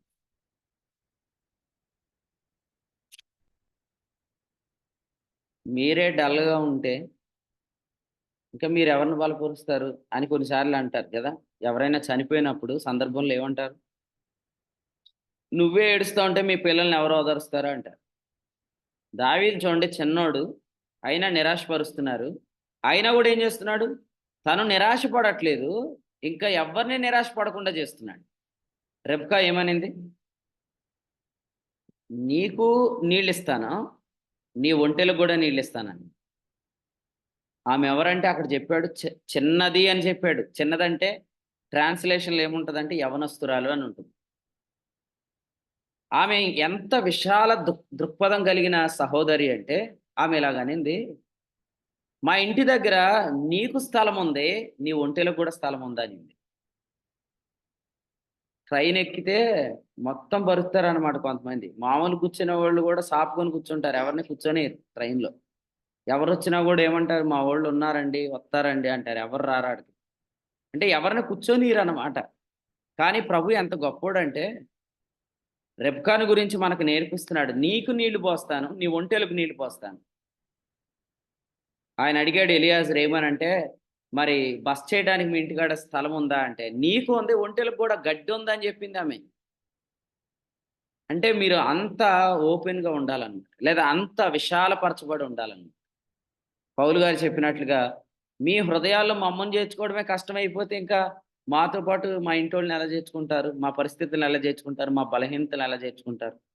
మనుషులే భారం అయిపోతే వాళ్ళ బలహీనతలు మనం ఎక్కడ యాక్సెప్ట్ చేయగలుగుతాం? వాళ్ళ లోట్లు మనం ఎక్కడ యాక్సెప్ట్ చేయగలుగుతాం? కొన్ని లోట్లు, లోటుపాట్లు మనం యాక్సెప్ట్ చేయలేం. అందుకనే నేనేమంటానంటే మా ఇల్లు చాలా పెద్దది. సో మీరుండొచ్చు, మీ ఒంట్లు కూడా ఉండొచ్చు. సో అలా దేవుడు మనల్నందరిని తయారు చేయనుగాక. ప్రతి చిన్న విషయానికి డిస్టర్బ్ అయిపోయే మైండ్ సెట్‌లు దేవుడు వాడుకోడు. ప్రతిదానికి డిస్టర్బ్ అయిపోతే ఇంక ఈ వ్యక్తి ఎప్పుడు వాడబడతాడు? స్థిరత్వం లేనివాడనమాట. అలాంటోళ్ళని దేవుడు పక్కకు తీసేసాడు. దేవుడు ఈరోజు ఎవరికి బలంగా వాక్యం ఇచ్చి వాడుకుంటున్నాడంటే, వాళ్ళు కృంగిపోవట్లేదు. కృంగిపోయే వాళ్ళని కూడా కృంగనీయట్లే. కొంతమందికి కొన్ని విషయాలు తెలియకూడదని ఎందుకు అనుకుంటాం? ఎందుకంటే వాళ్ళకి అంత స్థిరత్వం లేదు ఇప్పటికి కూడా. ఎన్ని ప్రసంగాలిన్నా చాలా సార్లు రివ్యూలు గూడా చెప్తారు ఎనకాల. ఏమని? దేవుడు నిజంగా ఈ పరిచర్యలో ఉన్నాడు. దేవుని ఆత్మే మాట్లాడుతున్నాడు. అసలు ఈ సంగతులు మేము వింటున్నప్పుడు ఈ ప్రసంగాలు ఎలా వస్తున్నాయి అనుకున్నాము. అసలు ఈ పని చాలా ఈజీగా దేవుని ఆత్మ ఘనంగా జరిగిస్తున్నాడు అని చెప్పినా గూడా ఏదో ఒక విషయం వాళ్ళు డిస్టర్బ్ చేసేసింది. అంటే వాళ్ళు ఇంకా ఎస్టాబ్లిష్డ్ అవ్వలేదు. నిన్న చెప్పుకున్నట్లుగా వాళ్ళంత స్థిరత్వం కలిగిన వాళ్ళు గాదు. అందుకని కొన్ని విషయాలు వాళ్ళకి మనం తెలియజేయం. కానీ ఇక్కడున్న మీరు అలాంటి వారు కాదని నేను నమ్ముతాను. మీరు కృంగిపోకూడదు. కృంగిపోయే అవకాశం గూడా ఎవరికీ రాకుండా చేయాలి. అంటే ఎవరికి వాళ్ళు ఏం జేయాలంటే కౌన్సెలింగ్ ఇవ్వాలి. ఎవరికి వాళ్ళే లీడింగ్ చేయాలి. ఎవరికి వాళ్ళే వాక్యం విషయంలో అందరిని బలపరచాలి. నిజంగా నేను సంతోషించే విషయం ఏందంటే, యానంలో మూడో కాన్ఫరెన్స్ జరుగుతున్నప్పుడు మన ఆదిలాబాద్ ప్రియుల్ని ఆటో ఎక్కిచ్చారండి. అందులో తమ్ముడు దొరికాడు వాళ్ళకి ఆటోలో. అతడు వేరే వాక్య విధానానికి చెందినవాడు. వేరే వాక్యం అంటే ఇక యేసు ప్రభు గూడా ఉండడు అందులో. ఆ వాక్యానికి చెందినవాడు. ఆ తమ్ముడిని వీళ్ళు కౌన్సెలింగ్ జేశారు. ఈరోజు ఆయన మన మధ్యలో ఉన్నాడు. అంటే వాక్యం వినటం కాదు. అసలు మీరు విన్న దాన్ని బట్టి ఎంతమందిని ఎంకరేజ్ చేశారు. మీరే ప్రతిదానికి నిరాశ పడిపోయి అది లేదు, ఇది లేదు అందుకే రాలేదు. ఇది లేదు, అది లేదు అందుకే నేను ఉండలేదు. ఎందుకలా ఉన్నావంటే, ఆ విషయం నన్ను చాలా డిస్టర్బ్ చేసింది. ఏ విషయం అంటే, ఈ ఉదయం నేను ఒక విషయం చెప్పాగా ఇందాక. కొంతమందిని లేపితే గాని నిద్ర లేవరని. ఆ విషయం దగ్గరే ఆగిపోయినోళ్ళు కూడా చాలా మందుంటారు. ఈ వాక్యం అంత వినరింకాళ్ళు. ఆళ్ళ మొహం అప్పటి నుంచే మాడిపోయి ఉంటదండి. అంటే ప్రతి చిన్నదానికి డిస్టర్బ్ అయిపోతారు. మరి మీరు చిన్నాటిలికే డిస్టర్బ్ అయిపోతే, మిగిలినోళ్ళని మీరెప్పుడు బలపరుస్తారు? అర్థమైందా? అందుకనే మీరు ఎంత కాలమైనా నాయకులుగా స్థిరపడట్లేదు. కానీ మీరు చూడండి సమూయేలు ప్రవక్తగా స్థిరపడ్డాడు. ఓకే. దావీదును దేవుడు రాజుగా అభిషేకించాడు. సొలొమోను కట్టిన మందిరాన్ని దేవుడు పరిశుద్ధపరిచాడు. కాబట్టి మనం ఏం చేసినా దేవుడు ప్రతిష్ఠించాలి. మనం ఏం అనుకున్నా దేవుడు దాన్ని పరిశుద్ధపరచాలి. దేవుడు వాటికి ముద్ర వేయాలన్న. నేను చాలా సార్లు ఇలా అనుకుంటాను. ఈసారి ఖచ్చితంగా ఈ వాక్యాలన్నిటిని పాట కింద రాయాలని. కానీ చాలా సార్లు అవకాశం రాదు. కానీ రాత్రి ప్రభువుని నేను అడిగాను. అట్‌లీస్ట్ ఒక 3 పాటలు ఇయ్యి ప్రభువా కొత్త కీర్తనలని. 1:30 లోపు దేవుడు ఒక 3 కీర్తనలిచ్చాడు. స్పీడ్‌గా వాటిని ప్రక్కన రాసుకొని థామస్ నేను వాటిని సిద్ధపరిచామన్నమాట. అంటే మనం అనుకుంటాం గానీ, దేవుని ఆత్మ మనకు ఆమోదం ఇస్తే తప్ప, ముద్ర వేస్తే తప్ప మనం ఏమి చేయలేం. అందుచేత మీరు నమ్మండి, హగ్గయి గ్రంథంలో కూడా చెప్పాడు గదా! మనకు ఆల్రెడీ ద్వారపుడులోనే దేవుడు వాగ్దానం ఇచ్చాడు గత సంవత్సరం. ఏంటా వాగ్దానం? మీలో ఉన్నవారికి ఇది ఎట్టిదిగా కనబడుచున్నది. ఇది ఎందునను పోలినది కాదని తోచుచున్నది గదా! అనే మాట ఇందులో మూడో వచనం హగ్గయి గ్రంథంలో చెప్పాడు 2, 3. కాబట్టి కాబూల్‌గా కనబడుతున్న వాటిని కూడా ప్రభువు నింపబోతున్నాడు. ఇంకోటి చెప్పమంటారా? హోషేయ గ్రంథం నుంచి ఆకోరు బాధలోయన ఆయన ఇప్పుడు నిరీక్షణ ద్వారంగా చేయబోతున్నాడు. సో, మీరు గమనించండి, చాలామంది మనల్ని బాధపరిచినోళ్ళున్నారు. ఉపదేశాలు పొందుకున్నారు, సువార్త సత్యం తెలుసుకున్నారు, మన ద్వారానే వాక్యం ద్వారానే బలపడి ముందుకొచ్చారు. వాళ్ళు నిలబడితే కూడా ఇప్పుడు ఈ పదాలు తప్ప వాళ్ళకి ఇంకో పదాలు రావు. విశ్వాస మూలముగా నీతి, విశ్వాస మూలంగా జీవించటం, కృప, దేవుని ఏర్పాటు, ఇందులోంచి వాళ్ళు బయటికి పోలేరు. ఇవే చెప్తారు, కానీ వాళ్ళు ఏం చేస్తారంటే, ఇవే చెప్పి మన మీద దాడి చేస్తారు. కానీ ఇటువంటి కీడు చేసే వాళ్ళందరి గురించి నేను ప్రభుకు స్తోత్రం చెల్లిస్తున్నాను. ఎందుకంటే ఈ బాధ లోయను కూడా ఇప్పుడు దేవుడు ఏం చేయబోతున్నాడు? నిరీక్షణ ద్వారంగా మార్చబోతున్నాడు. యెహోషువ ఇలా చెప్పాడు. చూడండి, యెహోషువ చెప్పిన మాటను మనం గమనిద్దాం. ఓకే. యెహోషువ గ్రంథం. యెహోషువ గ్రంథం 7వ అధ్యాయంలో ఇలా వ్రాయబడింది. అది గమనిద్దాం. యెహోషువ గ్రంథం 7వ అధ్యాయం వచనం 25. అప్పుడు యెహోషువ, నీవేళ మమ్మును బాధపరిచితివి అన్నాడు. పౌలు గారు ఏమన్నారు గలతీ పత్రికలో? ఆకాను గురించే చెప్పాడు. ఆకాన్ అంటే కలవరం. కలవర పెట్టేవారి గురించి మాట్లాడుతూ ఏమన్నాడు గలతీ పత్రికలో? ఇక మీదట ఎవడును మమ్మును శ్రమ పెట్టవద్దు అన్నాడు. గలతీ పత్రిక 6వ అధ్యాయం, గలతీలకు రాసిన పత్రిక 6వ అధ్యాయం వచనం 17. ఇక మీదట ఎవడును నన్ను శ్రమ పెట్టొద్దు. ఇప్పుడు ఒకళ్ళ గాయం చేయటం వేరు, ఇద్దరు ముగ్గురు కొట్టేశారనుకోండి, దెబ్బలు ఎలా తగులుతాయి? ప్రక్కలో బల్లిపోటు ఒకటిది, మొహం మీద ఉమ్మివేత ఒకటిది కదా. వేళ్లతో ఏకీపించి ముండ్ల కిరీటం పెట్టేవాడు ఇంకొకడు. ఇవన్నిటినీ మనం తట్టుకొని నిలబడాలంటే మనకు ఒక మంచి వాక్యం ఇచ్చాడు దేవుడు. అదేంటంటే, ఎవరైతే బాధ పెడుతున్నారో ఆ బాధను కూడా దేవుడు నిరీక్షణ ద్వారంగా చేస్తాడు. మీరు ఎంతమంది ఆమెను చెప్పారో నాకు తెలియదు కానీ, ఆమెను చెప్పిన వాళ్ళందరూ కూడా నిరీక్షణ ద్వారం చూస్తారు ఖచ్చితంగా. ఓకే. సో, దేవునికి స్తోత్రం చెల్లిద్దాం. ప్రభు మనకు ఒక మాట చెప్పాడు. భేదములను ఆటంకములను కలుగుజేయవారిని కనిపెట్టి ఉండండి, వారిలో నుండి మీరేమమ్మన్నాడు? తొలగిపోండి అన్నాడు. తొలగిపోమ్మని చెప్పిన రోజునే తొలగిపోవాలి. అలా తొలగిపోకుండా ఆ, ఈ సంఘాన్ని పరిచర్యను కలవరపరిచే వారితో ఏదో ఒకలాగా రిలేషన్ మెయింటైన్ చేయాలి, స్నేహం చేయాలనుకునే వాళ్ళు కూడా మనల్ని బాధ పెట్టేవాళ్ళు. అయితే వాళ్ళ వల్ల కూడా కలిగే బాధలు కూడా దేవుడు మనకు నిరీక్షణ ద్వారంగా మారుస్తాడు. ఎందుకంటే దేవుని వాక్యంలో చెప్పాడు కదా, ఆ, పొంది ఉండి పొందనట్టు అతిశయించేవారు. అయితే దేవునికి మన స్తోత్రం చెల్లిద్దాం. ఆ, దేవుడు అనుకూలతలే అనుకూలంగా ఉంచాడు, లోటులు నింపుతానన్నాడు. ఇంకొక వాక్యం కూడా మనకి ఇచ్చాడు, లోయను కూడా ద్వారంగా చేస్తానన్నాడు. లోటులు నింపుతాడు, లోయను ద్వారంగా చేస్తాడు. కాబట్టి నిరీక్షణ ద్వారం గుండా మనం ముందుకెళ్దాం. అయితే ఈ వర్తమానం ద్వారా ఇంకో మాట కూడా జ్ఞాపకం చేస్తున్నాను. హీరాము ఎప్పుడైతే ఇలా చెప్పాడో, సొలొమోను ఏం చేశాడు? రాజుల గ్రంథంలో చూడండి, ఆ మాట చూద్దాం. 9వ అధ్యాయం, రాజుల మొదటి గ్రంథం 9వ అధ్యాయంలో,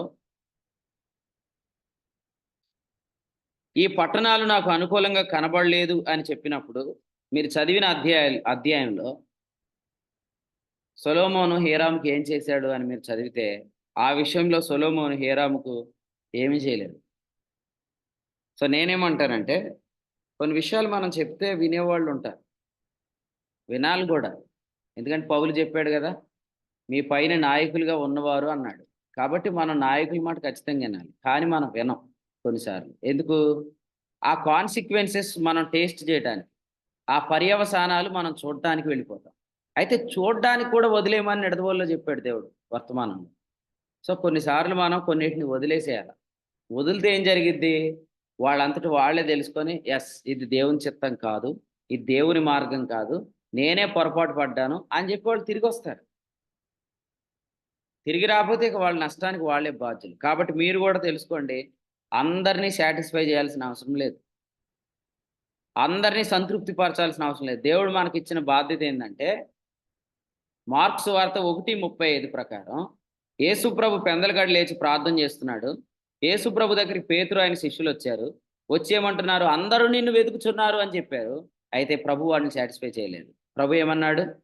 "ఇతర సమీప గ్రామముల్లోనికి మనం వెళ్ళుదము రండి. ఇందు నిమిత్తమే దేవుడు నన్ను పంపాడు." సో, నేను కూడా కాన్ఫరెన్స్‌కి వచ్చే వాళ్ళందరికీ చెప్తున్నాను. ఒక వ్యక్తి చెప్పే వాక్యాన్ని గాని, చెప్పే విషయాలు గాని వినకుండా వాదిస్తున్నట్లయితే అతని యొద్ద నుండి తొలగండి. దయచేసి అక్కడ డిస్కషన్ చేయొద్దు. అక్కడ టైం వేస్ట్ చేయొద్దు. మీరు పంపించబడింది ఇందుకోసం కాదు. మీరు వాడబడుతుంది గూడా ఇందుకోసం గాదు. మనం ఎవ్వరికీ ప్రూవ్ చేయాల్సిన అవసరం లేదు. ఎందుకంటే ఈ సంగతులన్నీ ముద్ర వేయబడ్డాయి. మనం ఫస్ట్ నుంచి నేర్చుకుంటున్న ప్రతి సంగతి జస్టిఫికేషన్ బై ఫెయిత్ కావచ్చు, లివింగ్ బై ఫెయిత్ కావచ్చు, దేవుని ఏర్పాటు కావచ్చు, దైవాత్మ నడిపింపు కావచ్చు, కృప విషయమైన ఏర్పాటు కావచ్చు, ఉపదేశ క్రమం కావచ్చు. ఇవన్నీ గూడా ముద్ర వేయబడిన సంగతులు. వీటిని మనం ఎవరికీ ప్రూవ్ చేయాల్సిన అవసరం లేదు. ఒకడేమంటాడు? నేను నమ్మనే నమ్మనంటాడు. ఎవరు? బ్రదర్ తోమా. బ్రదర్ తోమాకు మనం ఏం జేయాలా? నమ్మనంటున్నాడు గాబట్టి అతని దగ్గర టైం వేస్ట్ చేయకుండా మీరక్కడి నుంచి వేరొకరి దగ్గరికి వైదొలగాలి. తొలగి మీరక్కడ వర్తమానం అందించాలి. లేకపోతే సహాయం చేయాలి. అయితే మళ్ళీ వాడు మీ దగ్గరికొస్తాడు. డిస్కషన్ జేస్తాడు. అప్పుడు ఇలా ఉంది చూడండి. తీతు పత్రిక 3వ అధ్యాయం వచనం 10వ వచనం. మతభేదములు కలిగించు మనుషునికి 1, 2 మార్లు బుద్ధి చెప్పిన తర్వాత వానిని విసర్జించుము అన్నాడు. 16లో ఏమన్నాడు? తొలగిపొమ్మన్నాడు. కానీ వాడు మిమ్మల్ని వెంటాడుతున్నప్పుడు మీరేం జేయాలంటే వాడిని విసర్జించాలి. "ఏయ్! ఇక నీకు జెప్పేది లేదనాల." "అదేంటన్నా అలా మనం విసర్జిస్తే ఆహ్, మరి అతని విషయంలో ఎవరు" అని మీరంటే మీరేమన్నా యేసుప్రభులా? మీరు యేసుప్రభులు గాదు గదా! తోమా నేను నమ్మనే నమ్మనంటే యేసుప్రభు ఏం జేశాడు? తోమా కొరకు రెండోసారి ప్రత్యక్షమయ్యాడు. సో, ప్రభువే వారికి అవసరమైన వర్తమానం ఇచ్చి ఆదరిస్తాడు. మీరు గూడా ఇలా జెప్పండి. ఫస్ట్ డే నైట్ నుంచి మీతో ఎవరైనా డిస్కస్ చేస్తే, మీటింగ్స్ అయ్యేంత వరకు వాక్యం విను. మీటింగ్స్ అయ్యి నా దగ్గర రా అంటే, మీకు ఆ విషయం చెప్పమంటారా? ఇలా మీరు చెప్తే మీటింగ్ లేక వాడే మీకొచ్చి వాక్యం చెప్తాడు. అలా దేవుడు మారుస్తాడు. కాబట్టి అందరి దగ్గర దయచేసి టైం వేస్ట్ చేయొద్దు. నైట్ టైమ్ గూడా మీరు తొందరగా పడుకొని ఉదయం జూమ్ మీటింగ్‌కి లేవాలి. అందుకని నైట్ టైమ్ మిడ్‌నైట్‌ల దాకా మీరు కూర్చొని విషయాలు డిస్కస్ చేయొద్దు బ్రదర్స్. మీరు చేయాల్సిన పనులు ఏంటంటే, వాక్యం వినండి అని అందరికి చెప్పటమే. అదే మీరు చేయాల్సిన డిస్కషన్. వాక్యం వినండి, నోట్స్ రాసుకోండి, శ్రద్ధగా వాక్యం వినండి అని చెప్తే చాలు. ఎందుకంటే వాళ్ళకొచ్చిన ప్రతి ప్రశ్నను దేవుడు సమాధానంగా మారుస్తాడు. ప్రతి అభ్యంతరాన్ని దేవుడు ద్వారంగా మారుస్తాడు. కాబట్టి ఎటువంటి ఆహ్, సంతోషపెట్టాల్సిన పనులు మనం చేయకూడదు. సొలొమోను హీరాముకు ఇక్కడ ఎటువంటి సంతృప్తి పరిచే కార్యక్రమం చేయలేదు అనే మాట మనం ఎంతో ఆదరించబడుతున్న మాట. సో, మనం గూడా ఏం చేద్దామంటే ప్రభు చేతికి అప్పగిద్దాం. 1, 2 మాటలు చెప్తాము కానీ వారిని ప్రభు చేతికి అప్పగించి ప్రభువే వారికి సహాయం చేస్తాడు. "నువ్వు చెప్పలేవా? నీకు రాదా? నీకు తెలీదా? ఇంతకాలం నుంచి వాక్యం వింటున్నావు. నీకేం తెలిసింది?" అనంటే, ఇలా చెప్పండి. "నేను ఇప్పటికే విద్యార్థినిరా బాబు. నేను ఇంకా నేర్చుకోవాలి ప్రభు దగ్గర. ప్రభువు వచ్చే దినం వరకు ప్రభు నాకు తెలియని సంగతులు చాలా ఉన్నాయి" అని యేసుప్రభువే చెప్పాడని చెప్పండి. వారు మిమ్మల్ని "ఏమీ రాదా?" అని అడగటం మిమ్మల్ని గొడవకు పిలవటమే. కొన్నిసార్లు గొడవలు పెట్టుకునే వాళ్ళు ఏమంటారు? "నీకు దమ్ము లేదా? నీకు ధైర్యం లేదా? నువ్వు తింటుంది కారం గాదా? నీకు పౌరుషం లేదా? నువ్వు రాయలసీమ బిడ్డవు గాదా?" అంటే గొడవకెళ్ళిపోకూడదు. మనం ఏం జేయాలంటే, "కాదులే" అనుకోండి అంతే. "కాదులే, లేదులే, అంతేలే, ఇంతేలే" అనాలంతే. ఎక్కడ పడితే అక్కడ బల నిరూపణ చేయకూడదు. డెకోడ్ అయిపోతామనమాట. ఎందుకంటే బలం మనలో లేదు, ప్రభువులో ఉంది. అలాగే మీకు రాదా అంటే ఏమనాలా? నాకు గూడా రాదు అనాల. రాదక్క కూడా. రాదక్క రాదనాలా? నేను గూడా లేదు అనాలంతే. ఎందుకంటే మనకు తెలియని సంగతులు చాలా ఉన్నాయి. డీప్ డిస్కషన్‌లోకెళ్ళి దెబ్బలు తినకండి. మీరందరికి చెప్తున్నాను. ఎక్కువ డిస్కషన్ చేయొద్దు. మీరిలా చెప్పండి అందరికి. "నీకు ఏం లోటుందో దాన్ని ప్రార్థన చేసుకో. ఖచ్చితంగా దేవుడు నీతో చెప్తాడు."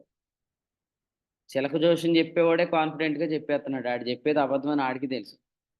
కానీ పరిశుద్ధాత్ముడు చెప్పే అన్ని గొప్ప సంగతులని తెలిసినా మనం ధైర్యంగా ఈ మాట చెప్పలేమని, రేపు ఖచ్చితంగా దేవుడు ఈ వర్తమానం నీతో మాట్లాడబోతున్నాడని మనం చెప్పం. కానీ చెప్పండి. ఎందుకంటే అసలు ప్రభు పాళెములో సంచరించేదే సమస్తాన్ని పూర్తిగా నింపడానికి. అందుకే చెప్పాడు, నేను మీ మధ్య సంచరిస్తాను. కొరింథీ రెండో పత్రిక 6వ అధ్యాయం. కాబట్టి మన మీటింగ్ గ్రౌండ్ అంతట్లో ప్రభు సంచరించబోతున్నాడు. సో, అందుకనే ఆ సంచరించే ఆ స్థలమంతా కూడా దేవుడు ప్రతి ఏరియాని టచ్ చేస్తాడు. ఫైనాన్షియల్ వేస్‌ని దేవుడు టచ్ చేస్తాడు. హెల్త్ విషయాల్లో దేవుడు టచ్ చేస్తాడు. మీకెక్కడైనా రోగులు కనపడితే, వాళ్ళని వెంటనే మీరేం చెప్పాలంటే, "నువ్వు హాస్పిటల్‌కి చాలా సార్లు తిరుగుతున్నావు గదా! వచ్చేసి మీటింగ్‌లో కూర్చో. నువ్వు స్వస్థత పొందుకుంటావు." పాపక్షమాపణ దేవుడిస్తాడు. కానీ దానికంటే ముందు వారి అక్కర్లన్నీ ప్రభు నింపుతాడు. ఖచ్చితంగా మీరు అనేకులు తీసుకురండి. ఓకే. దేవుడు మీకు అట్టి కృప అనుగ్రహించును గాక. సో, ఈ ఉదయకాలపు వర్తమానంలో మనం విన్న తలంపులన్నీ మనం నెమరు వేసుకుందాం. ఈ అధ్యాయంలో దేవుడు ఒకటి చెప్పాడు. అది మాత్రం నేను చెప్పి ముగిస్తున్నాను. అదేంటంటే, రాజైన సొలొమోను ఓడలు కూడా నిర్మించాడు. అవి ఎసన్ గిబోర్ దగ్గర. ఏమైని? ఎసన్ గెబెర్ దగ్గర ఓడలు బంగారాన్ని తేగలిగాయి. కానీ మీరు ఇశ్రాయేల్ రాజు కాలంలో మీరు ఇశ్రాయేల్ రాజు యోధా రాజుతో ఏం చేస్తాడంటే స్నేహం చేస్తాడు. దేవుడు అప్పటికి అనుమతించలేదు. నేను కూడా చెప్తాను. కొందరికి ఇంకా మారు మనసు రాకుండా దేవుడు అనుమతించొద్దని చెప్పాడు. కాబట్టి వారిలో సరియైన పశ్చాత్తాపం, దుఃఖం, మారు మనసు వచ్చేంత వరకు ఎవరిని చేర్చుకునే అవకాశమే లేదు. ఒకవేళ వాళ్ళ దృష్టికి మనం వెలివేయబడిన వారమా దేవునికి స్తోత్రం. వాళ్ళు దేవుని దృష్టికి వెలివేయబడిన వారా అందుకు దేవునికి స్తోత్రం. కానీ సరియైన మారు మనసు వచ్చేంత వరకు మనం ఎవరు రాయబారాలు చేయొద్దు. నేనేం చెప్తానంటే ఇశ్రాయేలు రాజు, యూదా రాజు 1000 ఏండ్ల రాజ్యానికి ముందుగా వాళ్ళు ఖచ్చితంగా ఒకళ్ళతో ఒకళ్ళు సమాధానం పడే అవకాశం ప్రభు ఇస్తాడు. ఆ సమాధానం ప్రభు ద్వారా కలిగిద్ది. కానీ దానికంటే ముందుగానే ఇశ్రాయేల్ రాజు యోధా రాజుతో స్నేహం చేస్తాడు. ఆ సందర్భంలో ఎసెన్ గెబోర్ సేమ్ ప్లేస్ మీరు చదవండి. తర్వాత మీకు అర్థమవుతుంది. వీలైతే నేను రేపు కూడా చెప్తాను. ఆహ్, అదేందంటే రేపు కొలసీ పత్రిక కదా! సోమవారం చెప్తాను మీకు. ఇదే ప్లేస్‌లో ఓడలన్నీ బద్దలైపోయినాయి. మీరు చూడండి చరిత్ర పుస్తకంలో ఇశ్రాయేల్ రాజు యోధా రాజుతో ఎప్పుడైతే స్నేహం చేస్తాడో, సొలొమోను దినాల్లో బంగారం తెచ్చిన ఓడలు, అదే ఓడలు లేదా అటువంటి ఓడలే ఇదే ఎసోన్ గిబ్బోర్ దగ్గర, ఈ గెబెర్ అనే ప్లేస్ దగ్గర ఓడలు బద్దలైపోయినాయి. గెబెర్ అంటే అర్థం ఏందంటే బలము అని అర్థం. సో, మన బలం ఎక్కడుంటది? మన నడుములో ఉంటది. నిన్న కూడా మనం చదివాం గదా! సొలొమోను ఎక్కడి నుంచి పుట్టాడని చెప్పాడు దేవుడు? దావీదు నడుములో నుంచి పుట్టాడు. సో, పిల్లలు ఎక్కడి నుంచి పుడతారంటే పురుషుల విషయంలో మాట్లాడుతన్నాడు. మన బల ప్రారంభం అంటారు వాళ్ళని. మన బల ప్రారంభం. మన నడుములోంచి పుడతారు. సో, మన నడుము వీక్ అయిపోతే, మన మనస్సాక్షి వీక్ అయిపోతే ఓడలు బద్దలైపోతాయి. అట్టి మనస్సాక్షిని కొందరు త్రోసివేసి ఏమన్నాడు? ఓడ బద్దలైపోయిన వారి వలె చెడియున్నారు. వారిలో హుమైనయును, ఫిలెతును ఉన్నారు అని చెప్పాడు తిమోతి మొదటి పత్రికలో. అయితే సొలొమోను కట్టిన ఓడలు మాత్రం బద్దలు కాలే. సొలొమోను ఏం తెచ్చాడు వాటితో? ఓఫీరు, అపరంజి తెచ్చాడు. తర్వాత మీరు చదువుతారు. తర్వాత మనకు టైం వచ్చిద్ది. సొలొమోను వీటితో ఏం చేశాడంటే డాళ్ళు తయారు చేశాడు. డాళ్ళెందుకు? ఆ డాళ్ళే బంగారపు డాళ్ళే మన మనస్సాక్షి.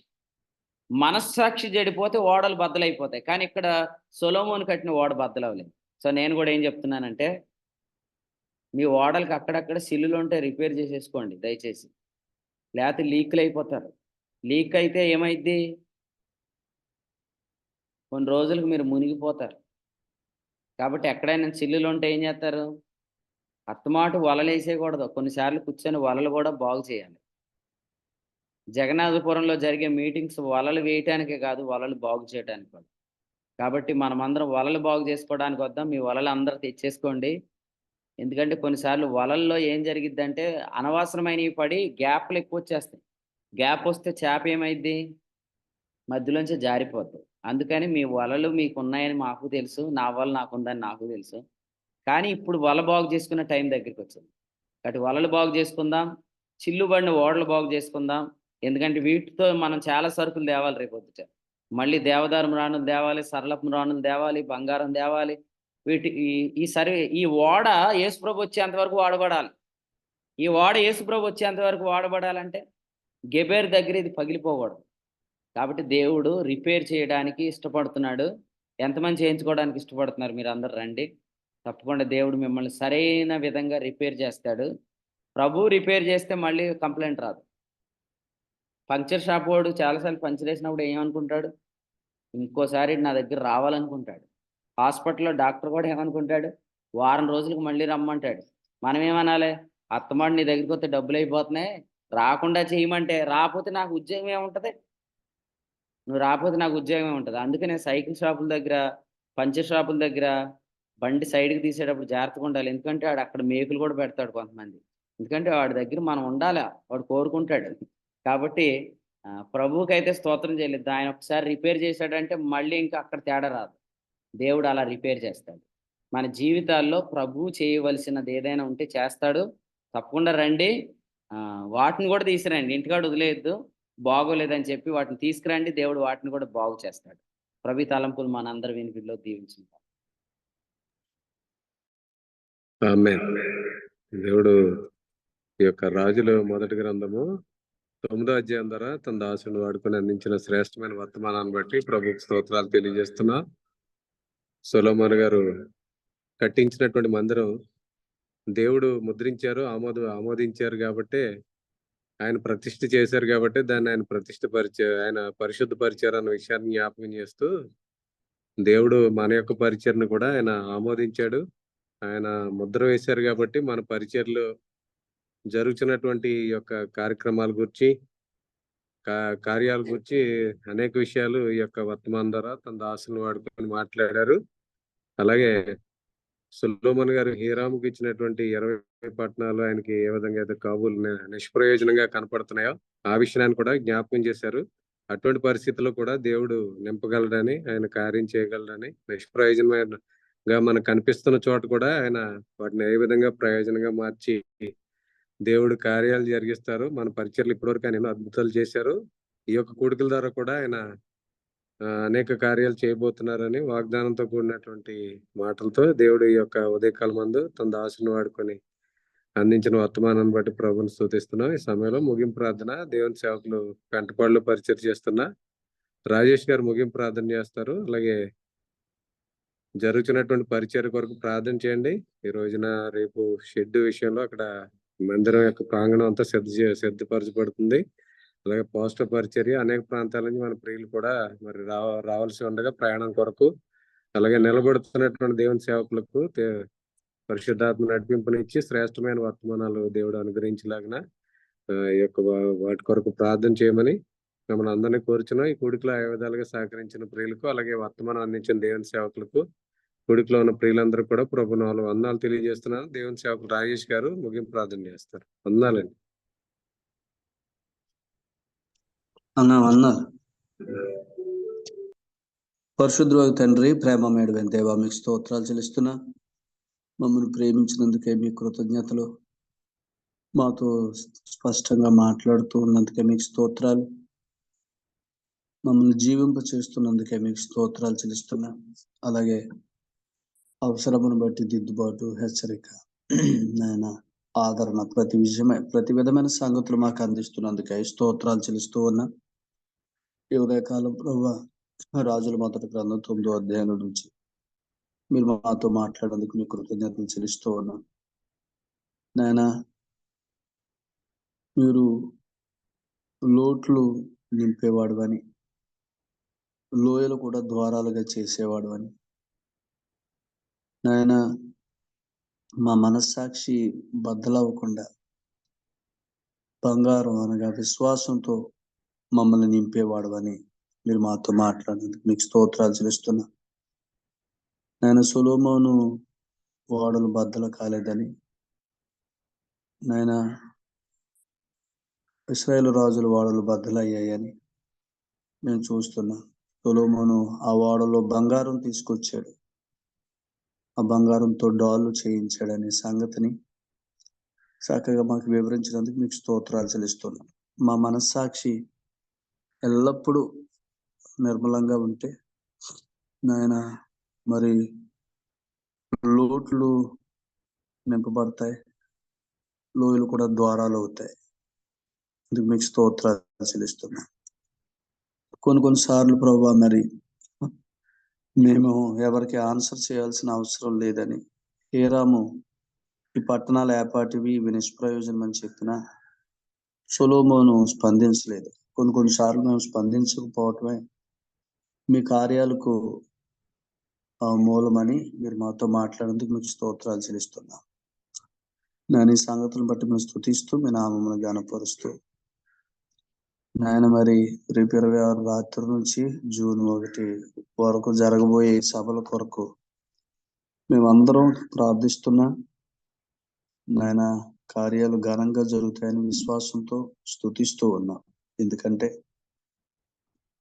నాయన అవి ప్రారంభించిన మేము వీటిని గురించిన తలంపులు సమస్తం ఇచ్చేది పరిచర్య అయితే చేస్తున్నాం, కానీ వీటన్నిటిని వెనుకుని నడిపిస్తున్నది మీరు గనుక వీటన్నిటి కొరకు సమస్తాన్ని కదిలిస్తున్నది మీరు.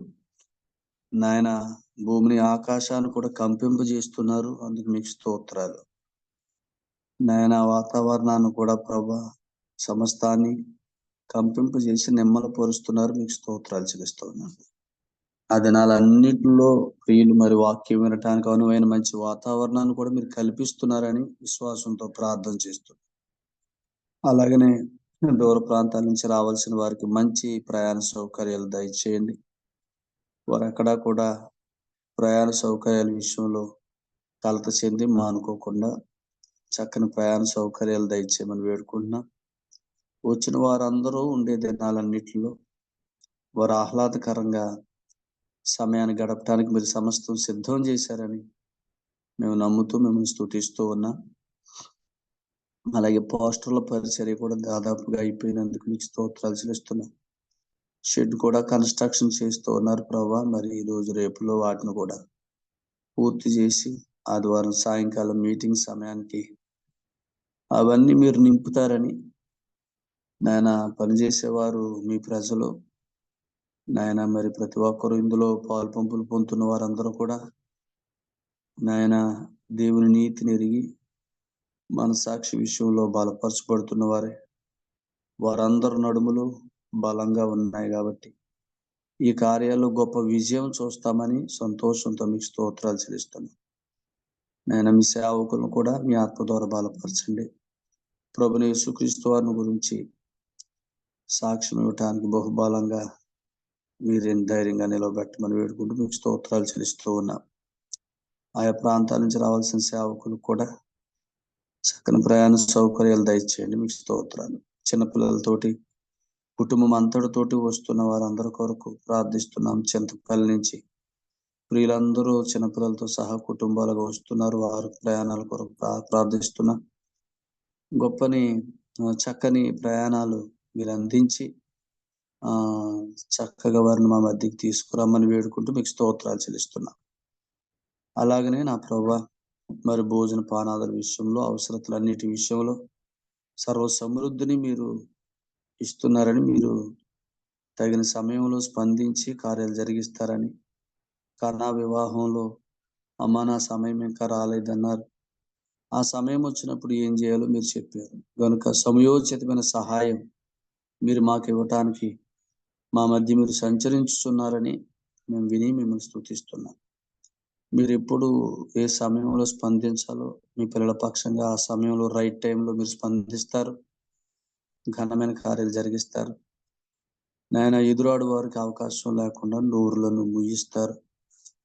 నాయన ఒక కుక్క కూడా తన నాలు ఆడించకుండా నీ ప్రజలు కొత్త ముద్దను భుజం మీద పెట్టుకుని ఐగుప్తును దాటినట్టుగా ఈ కార్యాలన్నిటిలో నాయన మీరు గంభీరంగా మీ సహాయం ఇస్తున్నారని నమ్మి మిమ్మల్ని స్తుతిస్తూ మమ్మల్ని నడిపిస్తున్నారు మీ బాహుబలం చేత. నాయన మా కూటములు మా కూడుకులు అన్నిటికీ ప్రభువే కేంద్రమై ఉన్నందుకు స్తోత్రాలు చెల్లిస్తూ చేరొచ్చిన వారందరిని బట్టి మేము స్తుతిస్తూ సమస్త దీవెనలకు ఆశీర్వాదములకు కారణమైన యేసుక్రీస్తు వారి అమూల్యమైన నామాన కృతజ్ఞతలు చెల్లించి ప్రార్థన చేసి కోరుకుని ముగించుకుంటున్నాం తండ్రి. ఆమేన్. ఆమేన్. ముగింపు ప్రార్థన చేసిన దేవుని సేవకులు రాజేష్ గారికి, కొడుకులో ఉన్న ప్రియులందరికీ వందనాలండి. ఒకరికొకరు వందనాలు తెలియజేసుకుని కొడుకు ముగింపు చేసుకుంది. అందరికీ అందరికీ వందనాలండి. అందరికీ వందనాలండి. వాక్యాన్ని అందించిన దైవ సేవకులు కూడా హృదయపూర్వక వందనాలు. మన ప్రభు అయిన యేసుక్రీస్తు నామములో అందరికీ వందనాలు. వందనాలండి. అందరికీ వందనాలండి. అందరికీ ప్రభు అయిన యేసుక్రీస్తు నామములో అందరికీ వందనాలండి. అందరికీ వందనాలు. వందనాలండి.